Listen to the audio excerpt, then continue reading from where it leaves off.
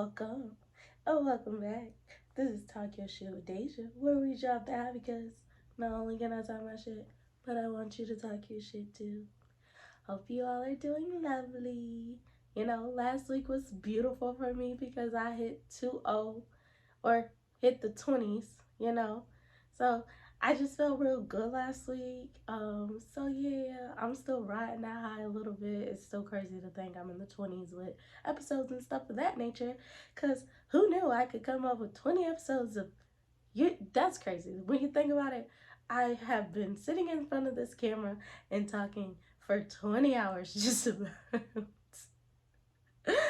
But I love it and it makes me really happy to do it. So I'm just like, I'll sit here and talk to this camera for you all, or I'll sit here and talk through this microphone for you all, so you all can learn stuff, laugh maybe. I be laughing at myself, so maybe y'all think it's funny and y'all can learn and laugh and have a great time. But yeah, so I hope you all are doing great. If I didn't say that already, it's week 21. And, like I mentioned last week, because, I be trying to let y'all know what's coming up. I try. In the event that I don't know, then y'all won't know. But if I know, y'all gonna know. So, like I mentioned last week, this week I want to talk about coping skills. And the reason being is like last week we talked about defense mechanisms.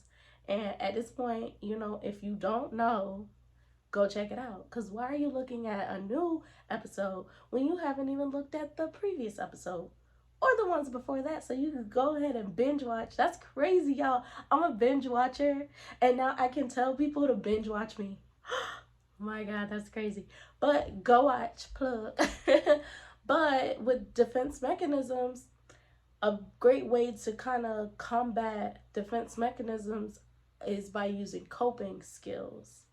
Of course, we know that like defense mechanisms and coping skills are not the answer to the problem, but they are great ways to help you get through problems so that you're not having a hard time dealing with the stressors that are coming into your life or things that's causing you to be anxious or frustrated or angry or any of these, uneasy feeling emotions. It's a great way, or a better way rather, to handle situations than to get into that defense mode that we talked about last week and reacting to things in negative ways. So I just want to talk about coping skills.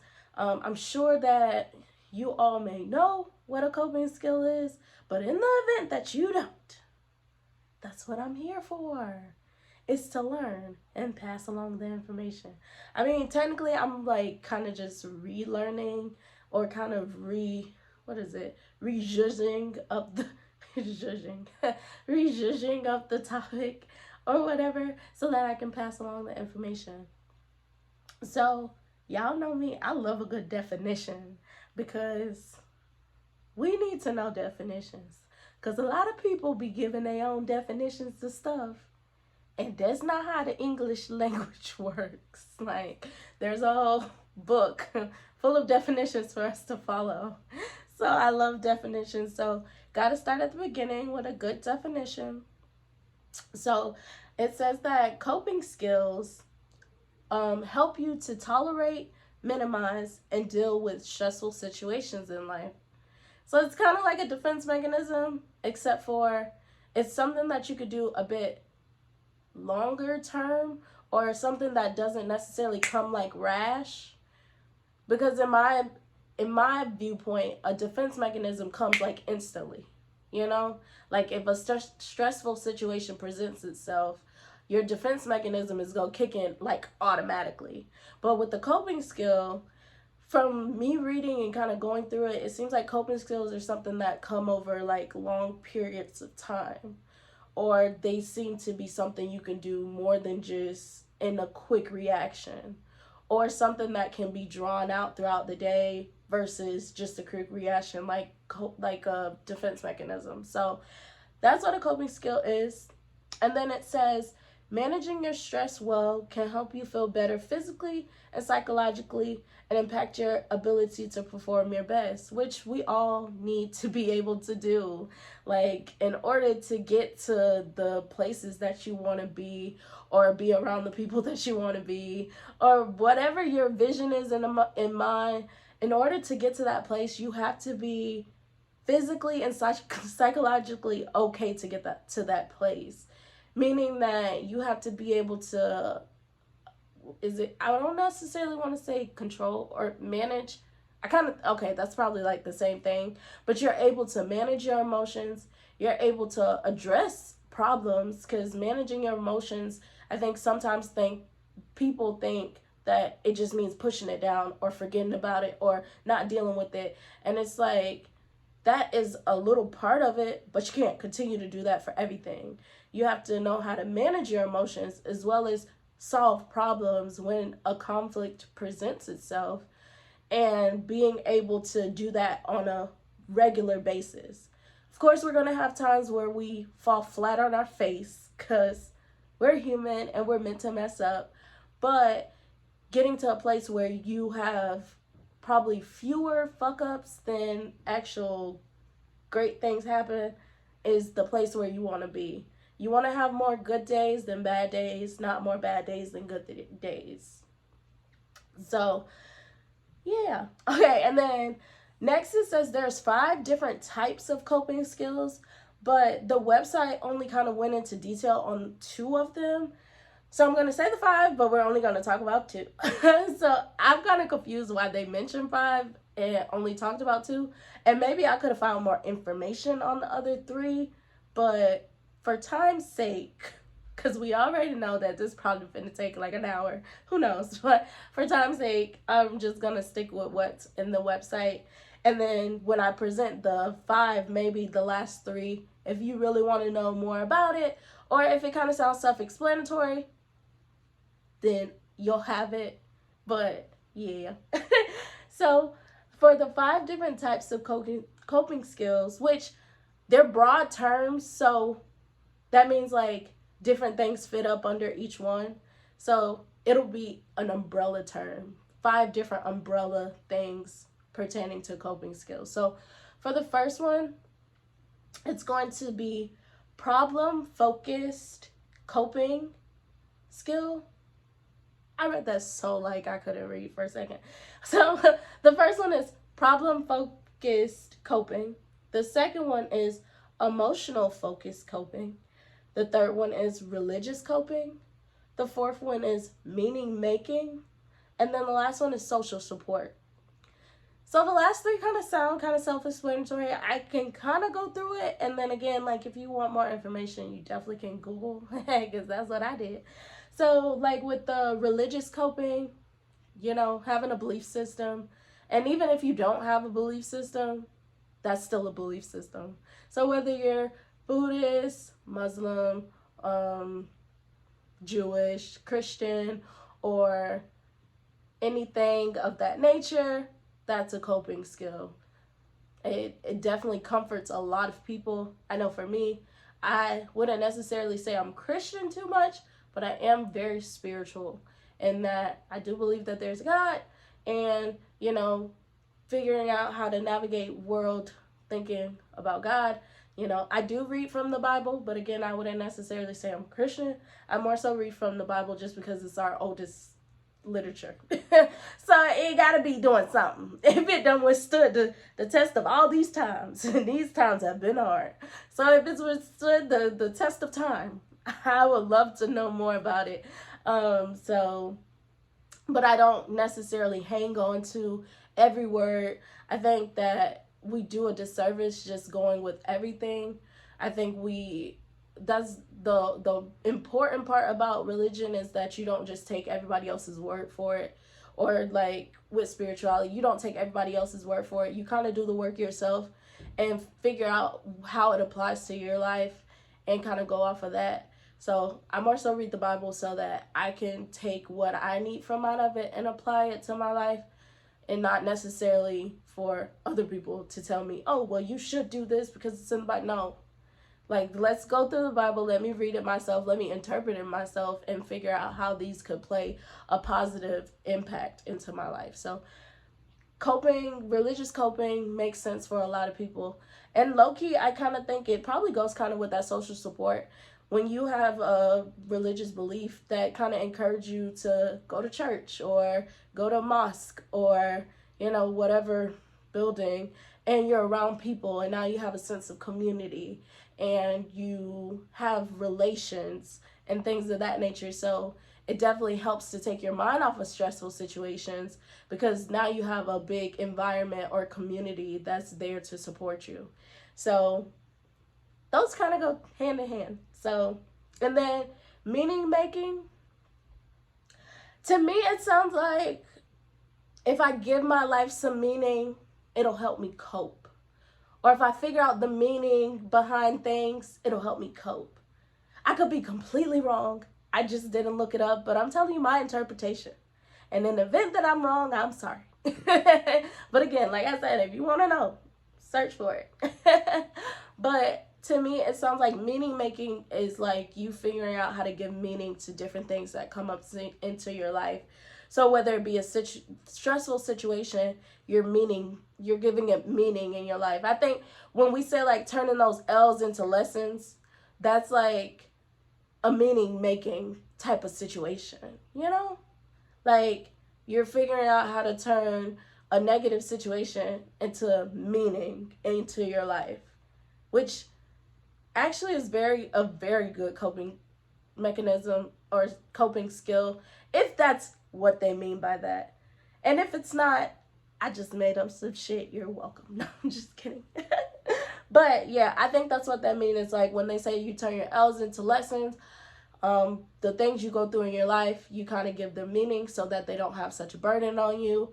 And you kind of make them positive, or, some things you can't make positive, but sometimes you figure out a way to shift your mindset to why me, and then to, okay, you go, like, you shift your mindset from, like, why me to I'm actually not mad anymore or sad anymore or annoyed anymore or frustrated anymore that I went through this, because now I can use this to help myself move forward, help others move forward, things of that nature.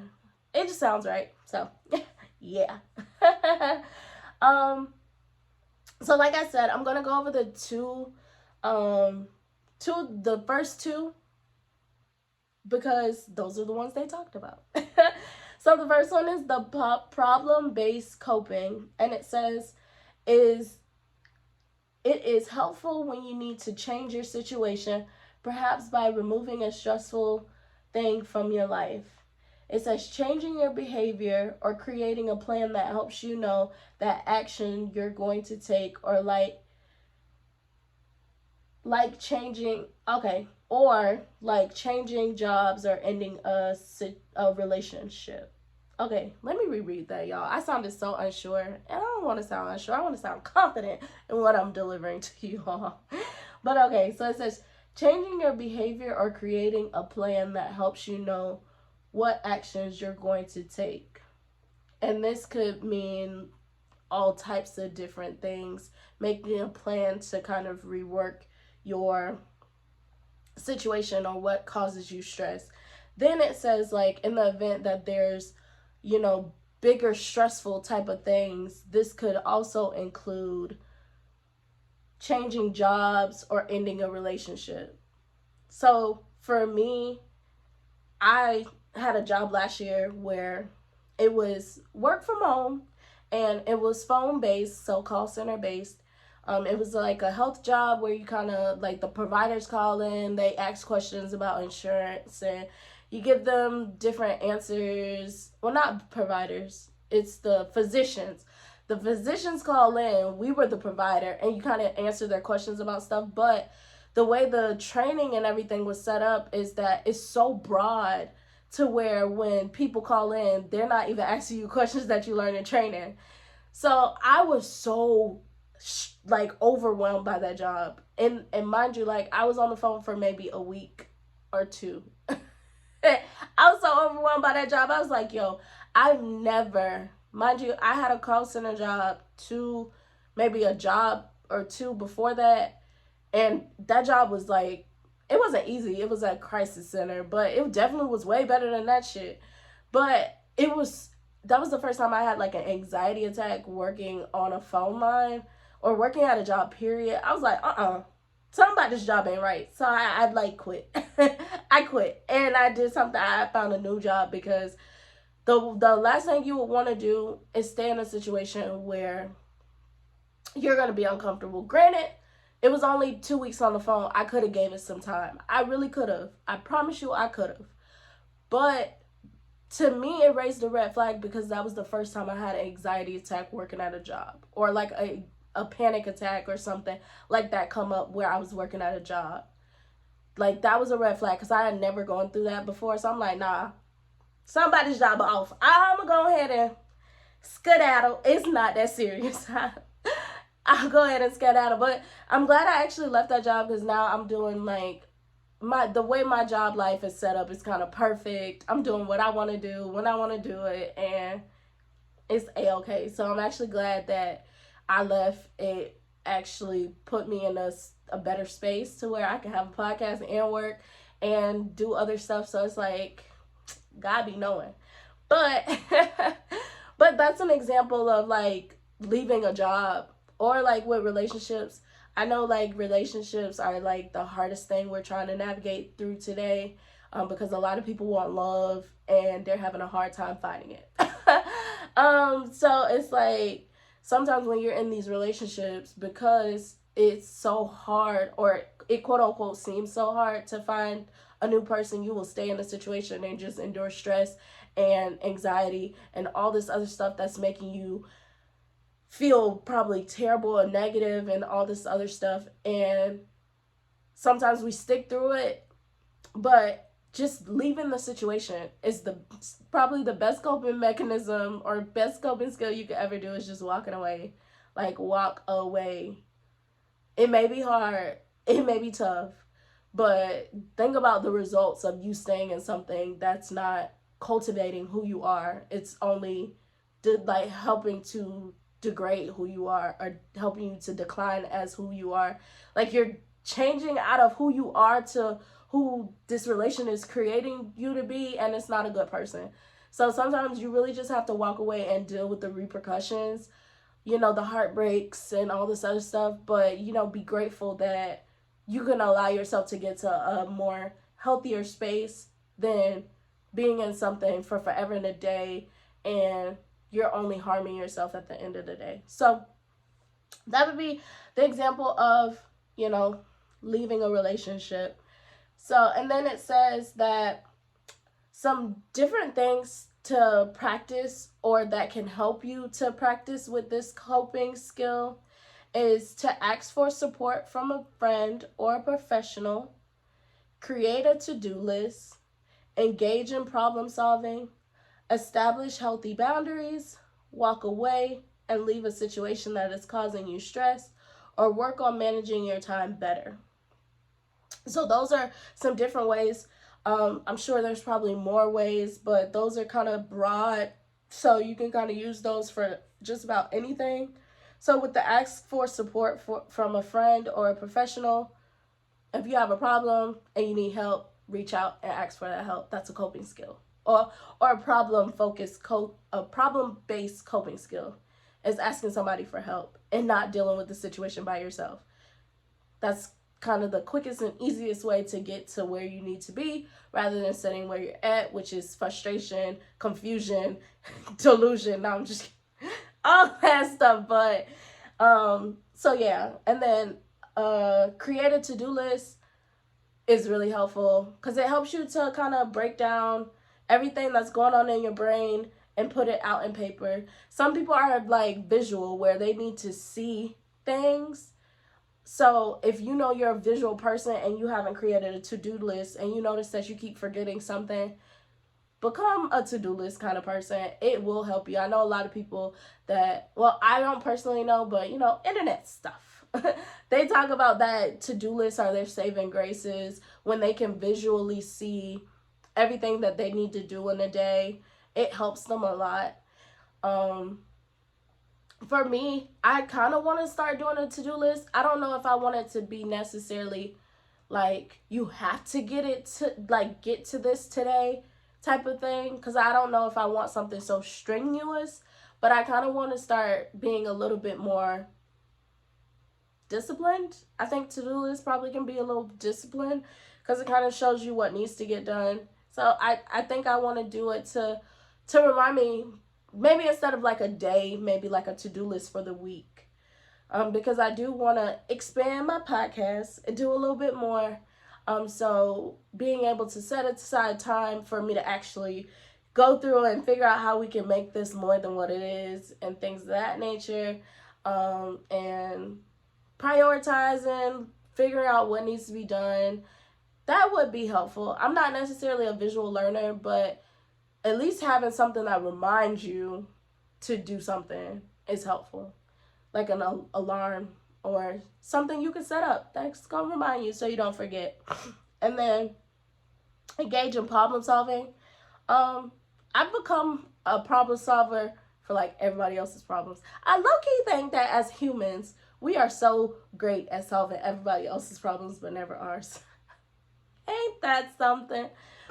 But I'm working on solving my problems too, you know? That's why this podcast is a thing. It's helping me to learn a lot, and I get to practice a lot and everything of that nature. I just am becoming such a well-rounded person. The only thing I have left to figure out how to get up under my grass is to get back active. I've never been a gym person. I don't know if I'm ever going to become a gym person, but I have to figure out a way to get active, stay active consistently, and do that so that I'm like either toning or, you know, maintaining or whatever. I just think the I don't know if it's monotonous. The monotony of working out just seems stupid to me. I know like a lot of y'all might be gym heads, you know, and I'm speaking this in the future because I don't even know who's listening, but y'all, I know a lot of y'all might be gym people, but to me, it's just like, unless I have somebody there that I know, it seems kind of just like, because I've always been, the way that I stay active was cheerleading, so I've always had a fun way of staying in shape. Working out ain't fun. I mean, cheerleading definitely was hard work. We had to throw people up, flip across the floor, all types of stuff. It was hard work, but because it was like a team around me or that support around me, you didn't think of it as hard work. You just thought of it as, I'm doing what I love to do, so this is easy. With the gym, I don't love to do none of that. Or maybe, I guess you probably would have to develop a love for it, but yeah. I don't love none of that right now. So it just loses me trying to go to the gym. But once I can figure out a healthy way to stay consistent and active, that would be a great, great thing. So that'll be problem solving. And then establish healthy boundaries. I've been working on that too. And y'all should be working on that too, because we've done talked about healthy boundaries a lot of times. So I hope that y'all are on your end working on how to set up a fence around you. Not necessarily to just keep people out and away from you, but to make it so that not just anything is impacting your who you are as a person. Like if you know certain things make you uncomfortable, don't put yourself in that situation just to people please. You know, we're the gone are the days are we just people pleasing. Like, fuck people pleasing. Please yourself first, and if pleasing yourself allows you to do what people want to do, go for it. But if pleasing yourself means that you're not gonna be with people every Friday, Saturday night, or whatever, or going to this bar, or going to this church service, or whatever the case may be, set up your boundaries. Even if it's just saying no to certain engagements because you just want to have that time to yourself, don't feel bad for setting up these healthy boundaries. If the person knows you or gets to know you, they would know that you saying no is not anything against them. It's more so because you need it.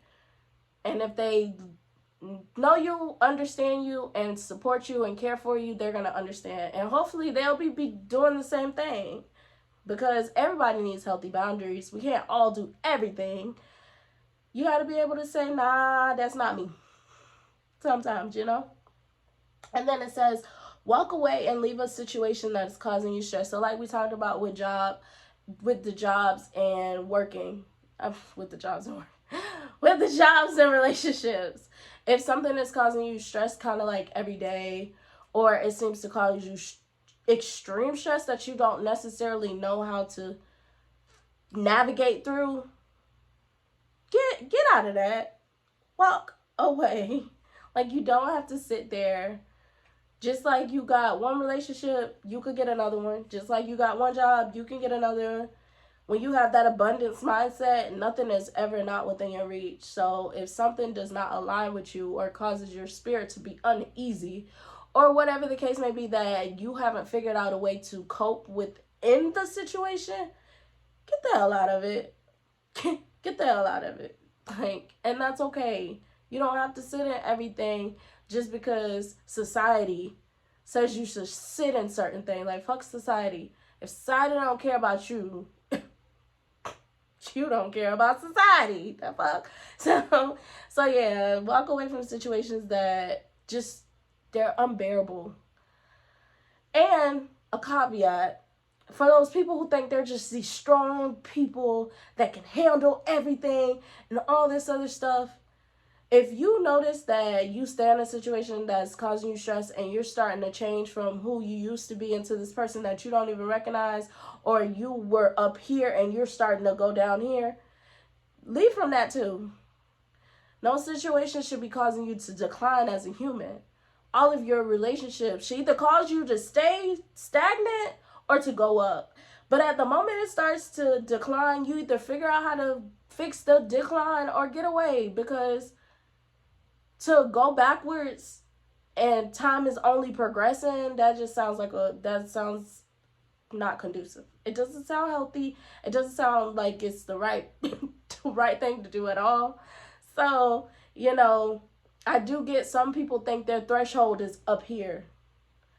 But if you think your threshold is up here, but whenever you're around this person or other people, you're giving attitude because of maybe displacement, like we learned last week, or you're passive aggressive, like we learned, like, was it the week before that? I don't know. Y'all know. But if you don't, go check it out. Plug. but you passive aggressive, displacement, all this. If you notice that you're starting to be that person, but you're sitting in a situation like, oh, I'm good, I'm okay, I'll figure it out, but you're slowly doing this, deuces. Get out of that. Like, get out of it. Because what is it doing for you as a human, except for causing everybody around you to not want to be around you? We're supposed to be magnets to attract each other. And if somebody's causing you to repel people around you, get the fuck out of that. Get out of that. Like, get out of it. Get out of it. Like, I'm that way with jobs wholeheartedly. I don't play about jobs. At the moment that I feel like I'm doing this, I will find another one. And in the event that I don't, I got Uber to take care of me for a little bit. Because I'm good at whipping around the city. So I will do that. I will not let a job stress me out. That's the last place that's going to ever. Especially when they say, you know, if you're fired or if you get sick or if you pass away and stuff, they're going to hire a new person right behind you, baby. Ain't no job ever going to be worth that. Ever. Does that mean that, you know, you're not going to have bad days? That's not what that means. But again, if you're doing this because of that job, get out of it. And I was like, if you're declining, let me say that. I've been forgetting that I have like a podcast and a video all at once. So I can show that it's declining, but I got to say it too. But yeah, if you're declining, get out of there. Ain't nobody got time. Don't let no job take you to hell. Don't let no job, don't let no people, don't let none of these people take you to hell. Because our name is not reserved down there. It's not reserved. I ain't trying to sit in no chair down there, so don't let nobody take you to hell. Get out of the situation. And then work on managing your time better. That's what I was saying for the to-do list thing is, well, okay, managing your time is a little bit different than a to-do list. To-do list is telling you everything that needs to be done. Managing your time is actually giving a good allotted time to each thing that needs to be done. So if you know you need to wash clothes, cook, go to work, come home, work out, all this stuff, managing your time so that you're able to do all of these things is helpful. It's gonna reduce the stress that is put on you in the event that you miss something, or you can't get to everything, or you wish you had more time to do something else or whatever. Also with managing time, we know that sleep is important. Now, depending on the person, you may need more sleep, less sleep, whatever. Learn who you are as a sleeper. I know for me, my body is stuck on 7 hours. And the reason why I know that is because I started letting my body naturally wake up. Like, I don't do alarms or nothing like that. I started letting my body naturally wake up, and I notice I get a good 7. Unless I'm exhausted, then I sleep later. Or if I'm not as exhausted, I'll wake up earlier. But 7 hours is my baseline. So when you subtract 7 from 24, managing the time that you got left, you know, so that definitely is a good way of problem focus or problem based coping skills. So yeah. And then next, we're going to talk about emotion based coping skills. Yay! So it says that it is helpful when you need to take care of your feelings, when you either don't want to change your situation, or when circumstances are out of your control. And then it says healthy coping strategies may soothe you temporarily, distract you, or help you tolerate your distress. And then it goes into the different ways in which you can practice the emotional based coping skills. So let's get it. And then it says, okay, so for the first one, the first example is going to be to care for yourself. So there's like an example with inside of an example, because y'all know I told you it's like an umbrella. So it says, so this could look like putting on lotion that smells good, spending time in nature, take a bath, drink tea, or take care of your body in a way that makes you feel good, such as painting your nails, doing your hair, putting on a face mask. And then the next one is engage in a hobby.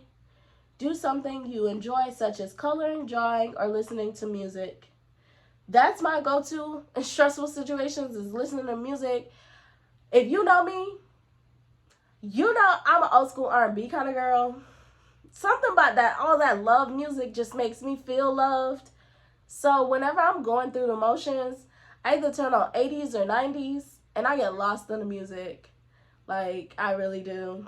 So if you follow me, if you're listening to me and you follow me on like Instagram or something, you probably see me post stories of me singing to old school songs or something like that. I'm an old school baby. I love me some R&B music to help me cope with everything. When I'm going through stress, I have to turn on music. It helps me a lot. I used to color. I used to color. I know around Christmas time, I usually go to Dollar Tree. I got this from my mama. She used to buy us coloring books all the time, and we used to color. But around like holidays, I go get the Christmas coloring books and color. It actually is really, I think these things help because they help you to focus on something that's not taken so seriously.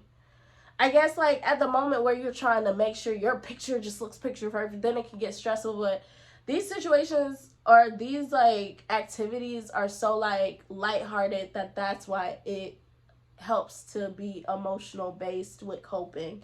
It's like you can go into these things, like even with drawing. I used to, when I was younger, I used to draw like these flowers that would look like poinsettias or something, and I would do that a lot.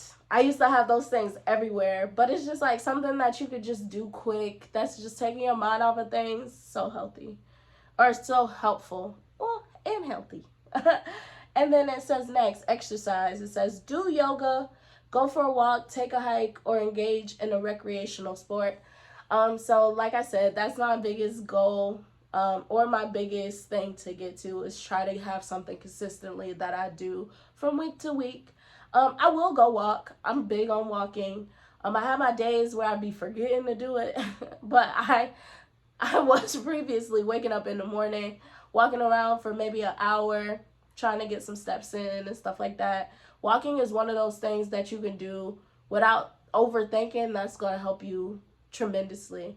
Because you can walk. I used to walk listening to, y'all know my favorite podcasters, Cruise Season. I used to walk listening to Cruise Season, catching up on episodes of TV shows, or watching something on YouTube or whatever. I used to do that during walking, and literally you're exercising, but you're also like, you're kind of combining two coping skills into one. Because I'm like a multitasker too at heart. They say it's not best for us to multitask, but I don't know how to stop at this point. But so I do, like, I'll watch or listen to music while you're walking too. Yeah. So walking is a great way to exercise because you don't necessarily really tire unless you're like super out of shape. But even if it's a brisk walk, that's even better than doing nothing. But and then recreational sport, like I just started pole dancing, which has been actually helpful. You don't even realize, like, well, okay, you hear that shit ain't nothing to play with, but until you are a part of it, you just be like, damn, that shit ain't nothing to play with. So I've been going to like the stretching classes and then doing different levels and just trying to figure out how to build up core, because of course you need core for pole, you need arm strength for pole, you need to be able to grip, so your legs need to be in the right positions, and depending on that sometimes.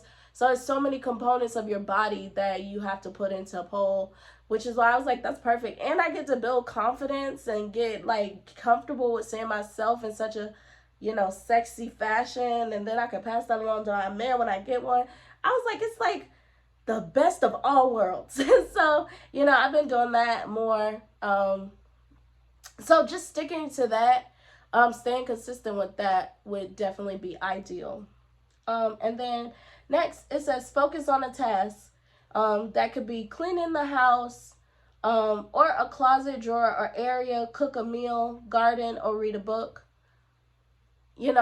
Something else that you don't necessarily have to put too much thought into, especially if you naturally like to do that. So like they created a show, can't think of the show, but the show that got everybody organizing now. Like everybody seems to be like OCD because they love organizing the pantry and stuff like that. But if you're somebody that loves organizing and that actually makes you feel good, get in there and turn your whole pantry into an Instagram picture or reel or whatever. Or if you're somebody that likes to read a book, I personally, I keep starting books and not finishing them.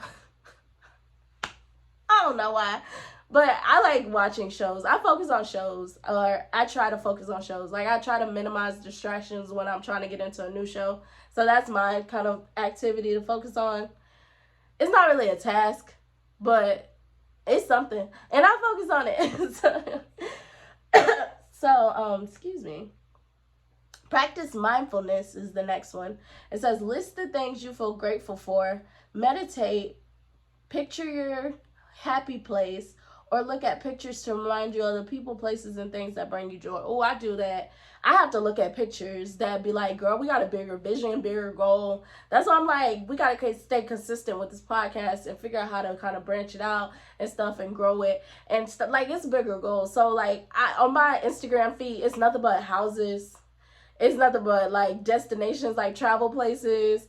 Like, my vision board on my wall is literally the stuff that you see on my Instagram. It's food, it's places to travel. It's places to travel. It's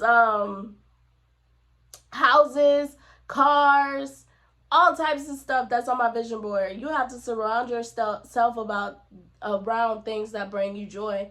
And since we are on our phones majority of the damn day, you got to have stuff on your social media that's going to pour into what your bigger vision is.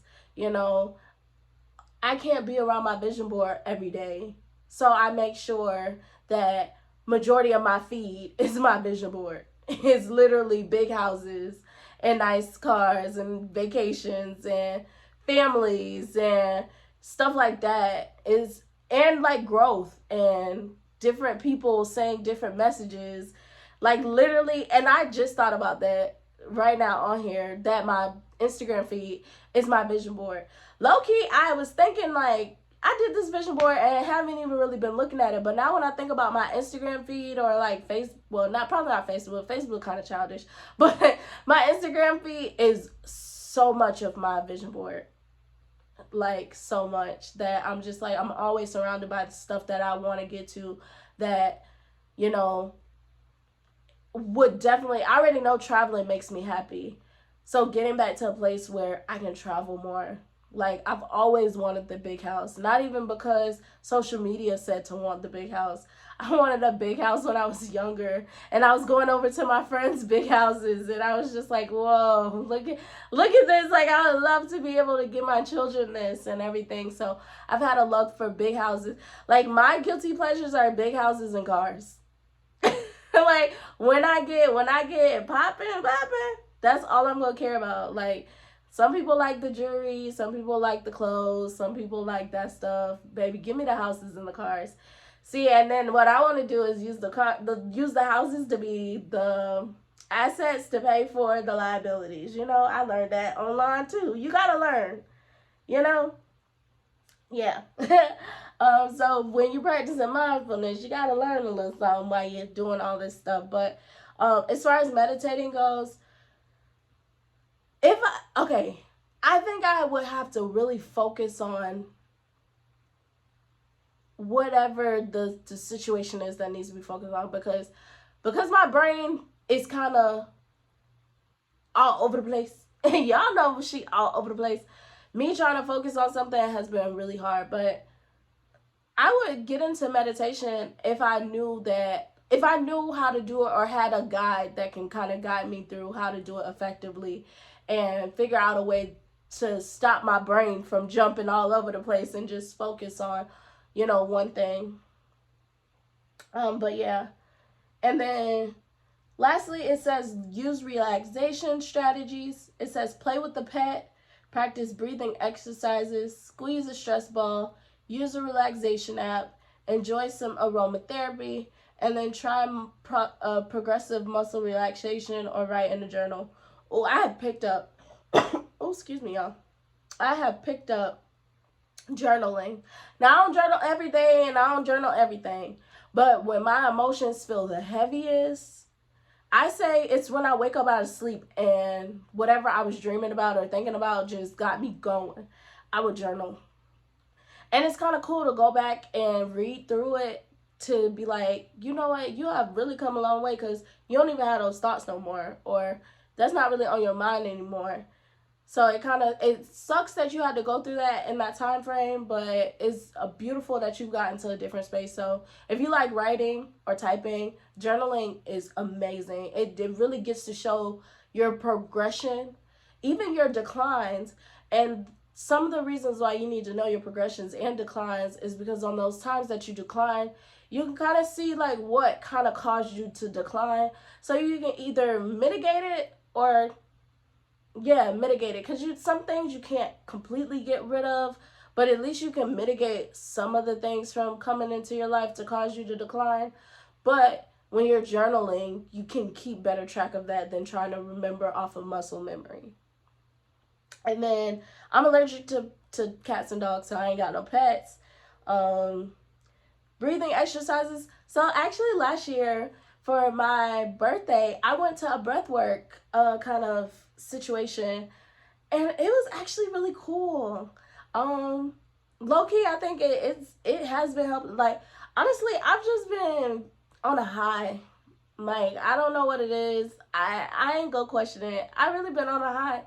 And I know that from my birthday, starting the podcast, kind of changing my mindset, doing things a little differently, trying to get more back to who Dejanay is, I've definitely been getting to a more positive, more healthier space.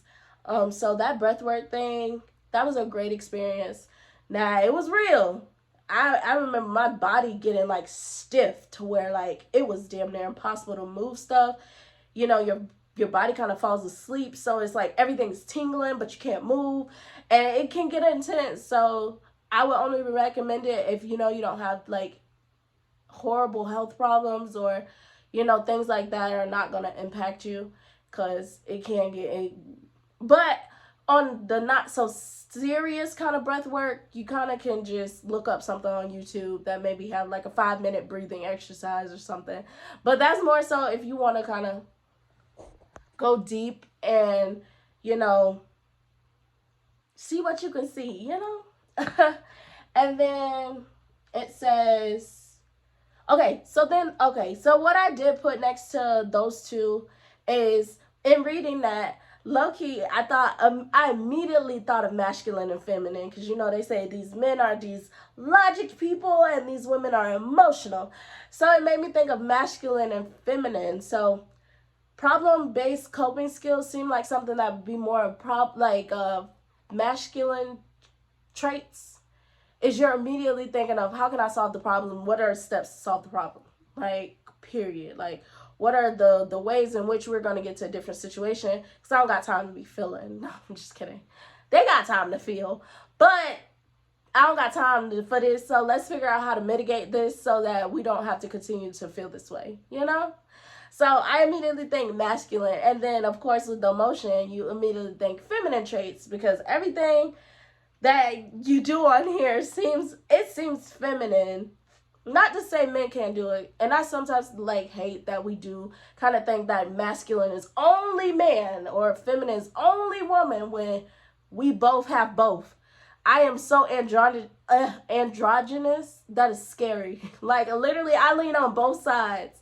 It depends on the day. One day I'm super emotional. The next I'm like, how can we solve this? What's up? How can we get to a better result? What can we do? I'm so androgynous. So I don't know if I'm majority of people or if I'm an outlier or what. So I really don't like that we only think masculine man, feminine woman, when these are things that can be passed around to either sex. It really just depends on environment. Well, your nature and your nurture.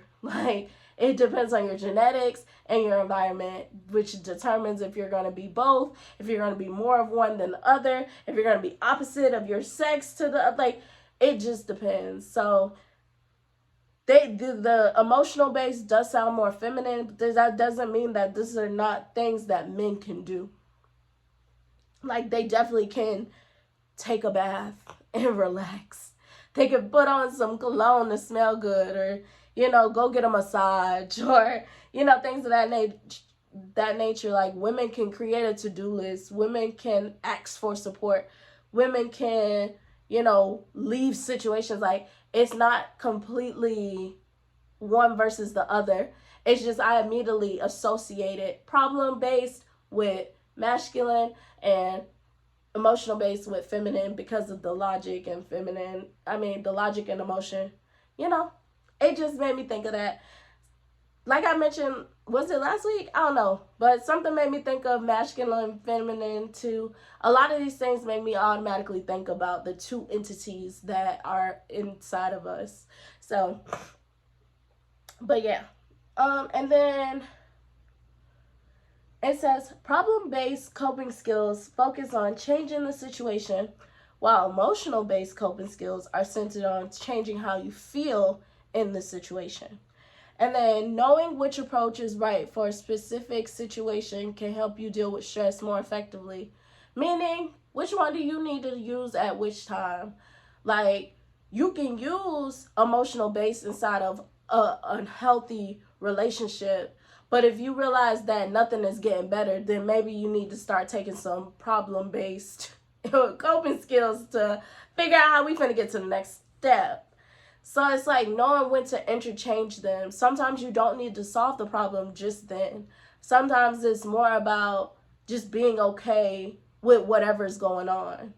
Or being okay with stuff you can't change, because we can't change other people. So it's learning how to cope with the things you can't change. I think in relationships, mostly, you're going to have to learn how to interchange in between problem and emotional base, because some traits that your partner may have are unchangeable. They're not changeable. Now, if you notice that their traits that are not going to be changed starts to cause you to decline, problem solve and walk away. But if it has no impact on who you are as a person, or who you are to that person, or who you are to everybody else while you're with that person, just emotionally cope with that stuff and keep it pushing.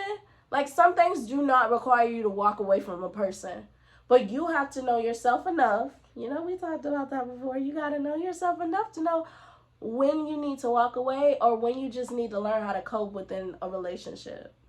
And a lot of people, I feel like they think that walking away is like their only option, which is why a lot of people do it so quick.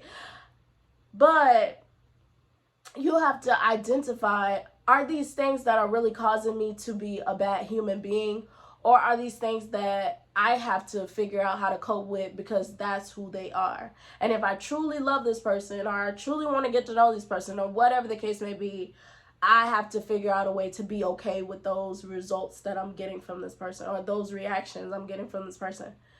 But discernment is how you figure that out. Learning yourself is how you figure that out. But just stop trying to problem solve all the time. I feel like emotional should come first. Problem solving should follow. Be able to cope through the stress, but then problem solve after you cope through the stress. So say you're at work and a boss kind of comes at you the wrong way, or a coworker comes at you the wrong way. Emotionally cope first. So whether that's, okay, can I take a 15-minute, you go listen to your music or go do whatever you need to do. Like at one of my jobs, I had to go call my mama. I need a sounding board. I need my best friend. I need my support system. I had to go call my mama.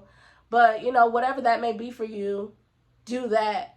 And then, figure out a way to problem solve maybe the next day. Come in and be like, okay, Mr. Manager or Miss Manager, can I talk to you for a second? I mean, you ain't got to say it like that. Definitely professional. But then you problem solve. But again, it's knowing like which one to do when you need to do it, type of thing. Yeah. And then it says, so while it would be important to use coping skills to help relieve some of your distress, coping strategies shouldn't be about constantly distracting you from reality. Healthy coping skills should help calm stress without avoiding the issue. Meaning, do it to help, but don't forget the problem that needs to be done. So to me, excuse me, problem solve, like the problem based coping skill, it doesn't seem like it wouldn't be helpful because it's solving problems, but sometimes you don't need to solve the problem. Sometimes you really just need to have the conversation. Like, sometimes it's more so bringing awareness to a problem than actually just solving a problem. Because sometimes people will be like, dang, you know what, I didn't even mean to offend you like that. And then they move differently. I feel like problem-based is when you actually need to change behavior, or you need to do something different, or something along the lines of something that is long-lasting, versus just having a conversation of making people aware of like the discrepancy and kind of moving forward. But yeah, we already, like last week with denial, like don't run away from reality. Coping skills are helpful, but when you try to run away from your reality, you get stuck in la la land. Like, you got to come back to earth at some point. So don't get so overly dependent on coping that you forget that there was a problem in the first place. Cope to help relieve the stress, but figure out how to come to an agreement, an understanding, a new line of behavior, or whatever the case may be, so that you don't have to always cope. Like, you shouldn't always have to be uncomfortable in situations. Like, that's not, I don't like that.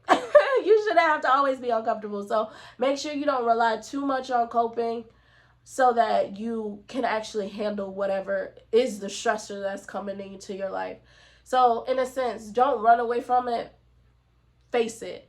but you can put it to the side for a second if you know that once you respond to it, you're going to respond in inappropriate fashion.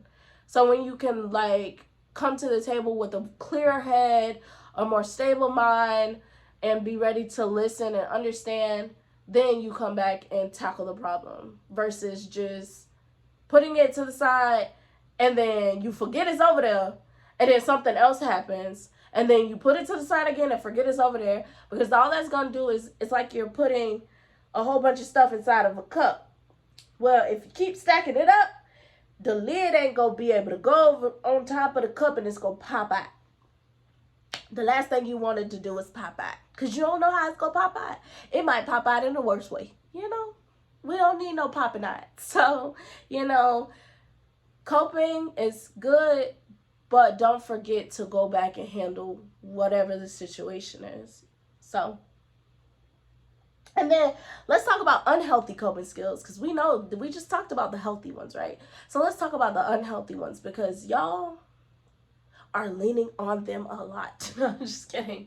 I am too. I ain't even gonna just call y'all like I'm not a hypocrite or nothing like that. I lean on them too. I promise you I do. But I am, again, like I'm in a evolving era of not relying on bad things, but relying on good things. Good things, having conversations, talking through stuff, and then learning better, healthier ways to just be Dejanay. Because I'm trying to just give all this happiness away to everybody. So I can't be letting stuff come in and, you know, make me upset or doing unhealthy things that's going to lead to, you know, other stuff in the future. So, but yeah, let's go over some unhealthy ones. And I'm sure when I said unhealthy, you probably thought of like 5. I'm sure I'm going to talk about those 5, so let's go. So the first one is drinking alcohol or using drugs. And in America, that's y'all first coping skill. That is y'all first coping skill, and it's not the best. But let's finish reading. It says substances may temporarily numb your pain, but they won't resolve your issues. Substances are likely to introduce new problems into your life. Alcohol, for example, is a depressant that can make you feel worse. Using substances to cope also puts you at risk for developing a substance use disorder, and it may create health, legal, financial problems, and social problems. Facts. Ooh, a lot of y'all. Now that one, I don't practice that one. I'm sorry. so I can judge a little bit. No, I'm just kidding. No judge around here. Only God can judge. But we're gonna talk about it.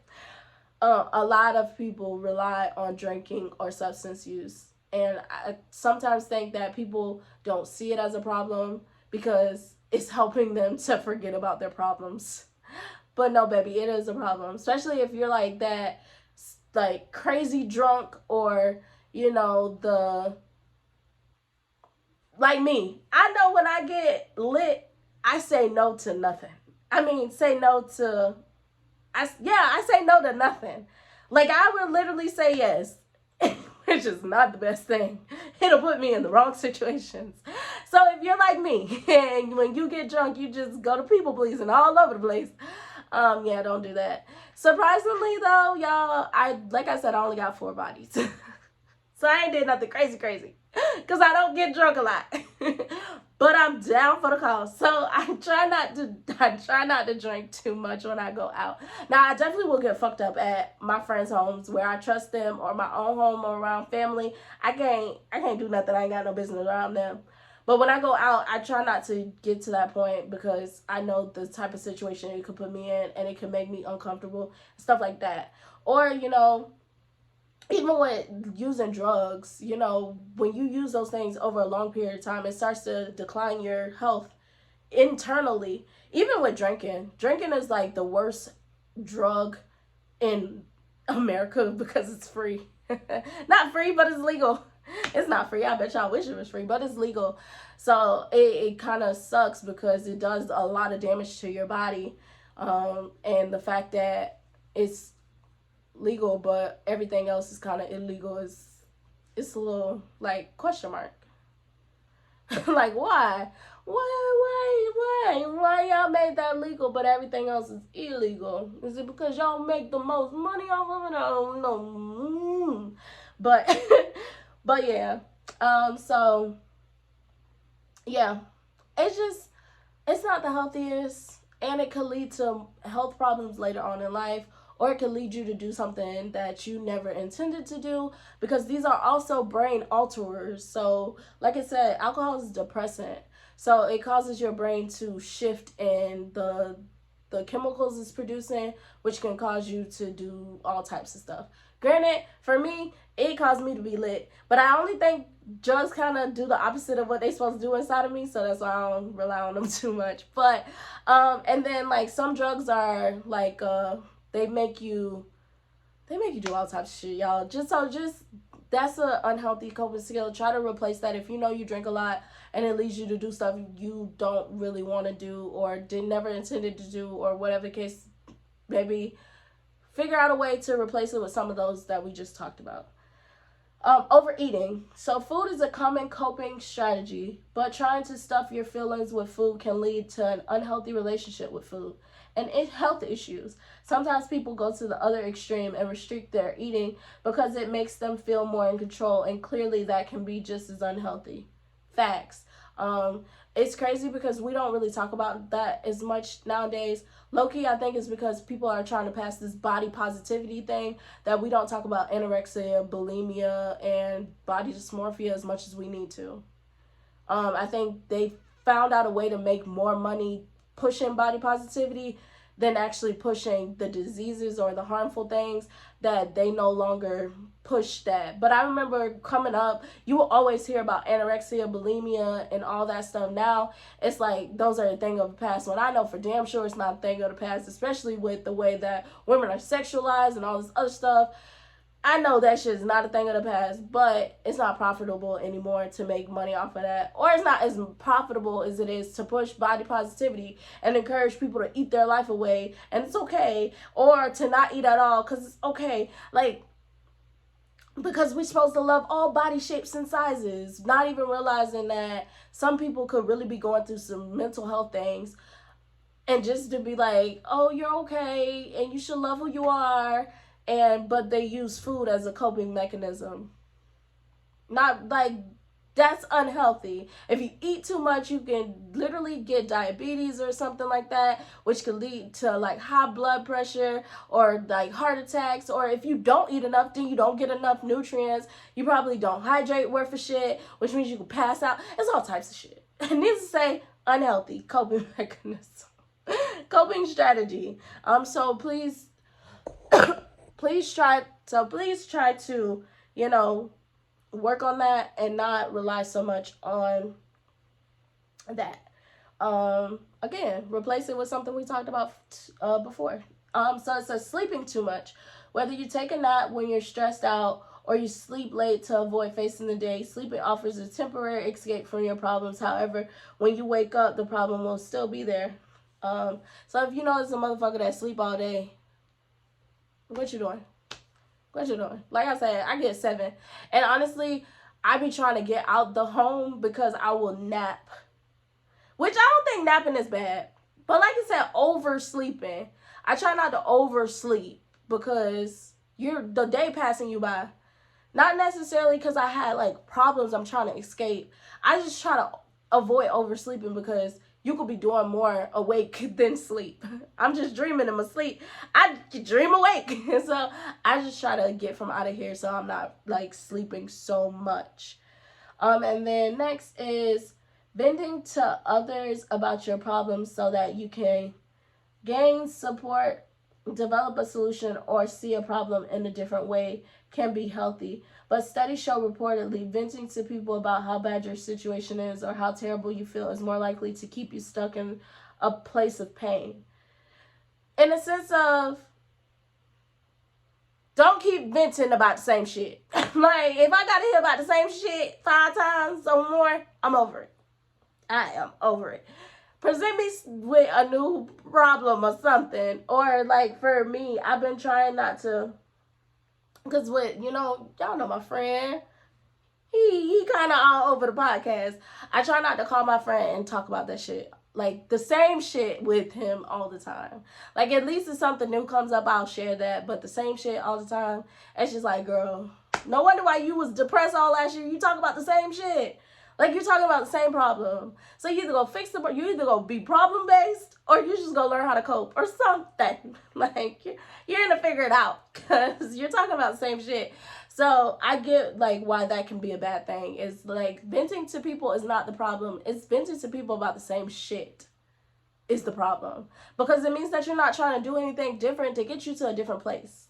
Like, if you just want to sit there and just be upset, go for it. But tell me how it works out for you, because I want to know. Because for me, it just had me in this room depressed. Like, I was in this room, I didn't want to go out, I didn't want to work, I didn't want to do nothing. It had me in this room ready to just watch TV all day. That's it. That's all. And that's not who I am. So I'm like, let me talk about something else. Let me try to refocus my mind on something else, or, present different things to people that I need to vent about. But when you sit in the same cycle, you're going to get the same results. If you want something different to happen, what do?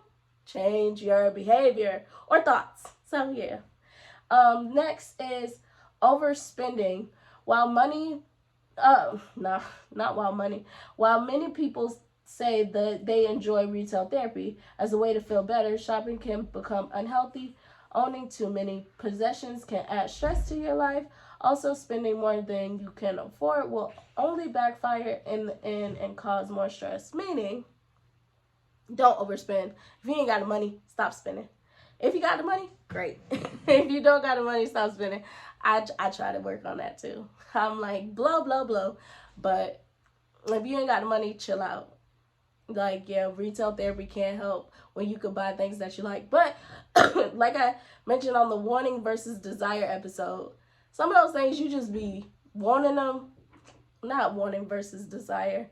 The wanting versus the needs episode. Some of those things you just be wanting. It's not nothing you need. So you'll get it, but then I got clothes in here that got tags on it I ain't never put on.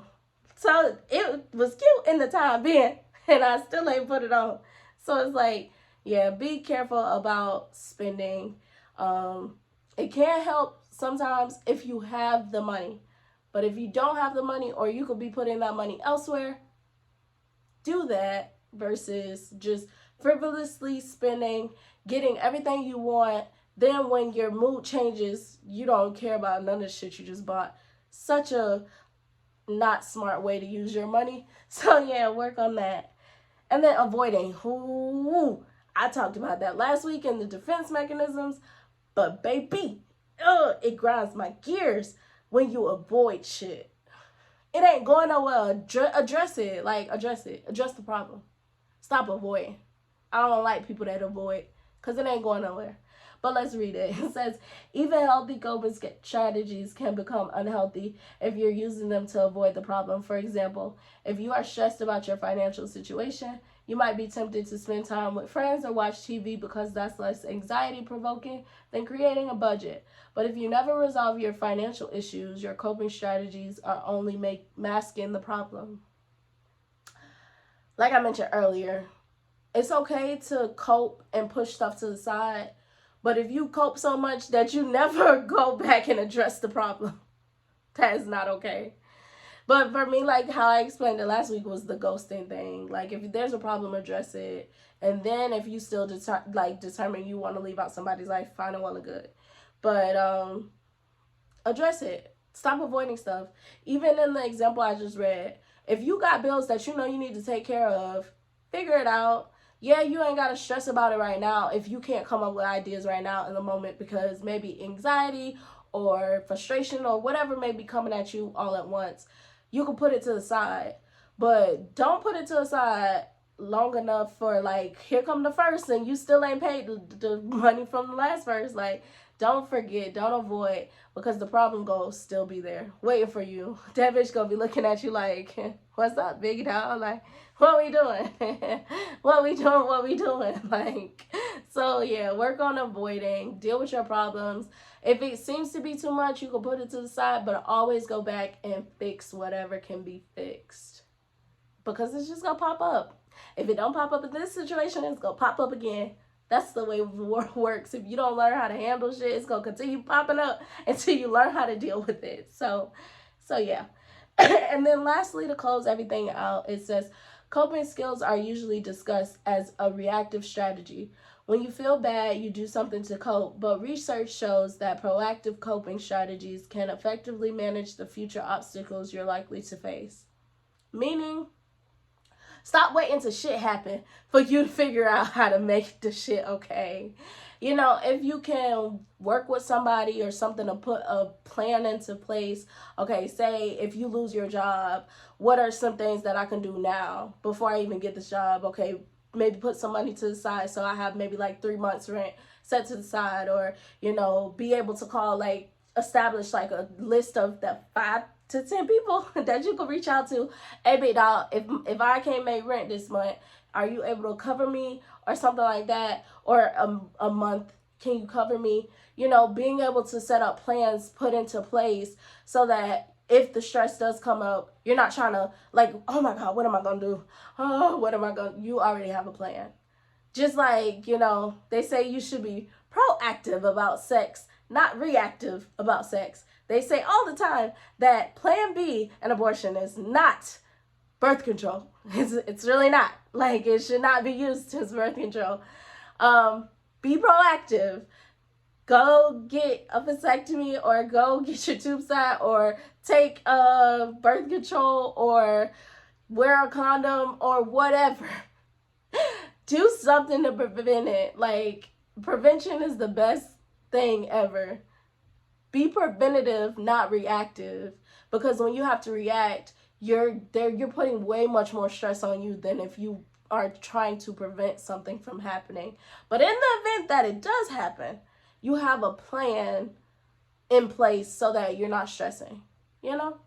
So that's how I want to close that out. You know, coping skills, y'all. Gotta work on them. Learn how to do the healthy ones. Stay away from the unhealthy ones. Because we not living unhealthy anymore. We're trying to get to a healthier life. Now, in the event that you have a day where you just have to overeat. Because, baby, chips is my vice. It's my vice. Especially these sun chips, the garden salsa, they my vice. I have to overeat when I'm going through it. But I don't do that all the time. I try to spread it out, my coping strategies, so that I'm not relying on the unhealthy ones versus the healthy ones. Again, you may have a weekend where you just need to get fucked up the whole weekend. But don't make that a habit. Make that just a 1 time or 2 times a year type of thing, or maybe 1 time a month type of thing, where you're not relying on unhealthy things, because like we mentioned, it can lead to way bigger problems, and that's the last thing you want to have if you don't know how to handle the stress right now. Imagine when you got to worry about your liver needing to be taken out, or a piece of it need to be cut off because you done drunk yourself to where your kidneys and your liver and everything falling apart. You gonna be fucking over it. You gonna be like, just take me now, Lord. At this point, I don't even know what to do. So it's like, before you get to like the worst problems down the road, stick to the healthy things that are not gonna lead to bad things, or something that's gonna provide more stress. Stick to the healthy things so that you don't have to worry about these stressful situations.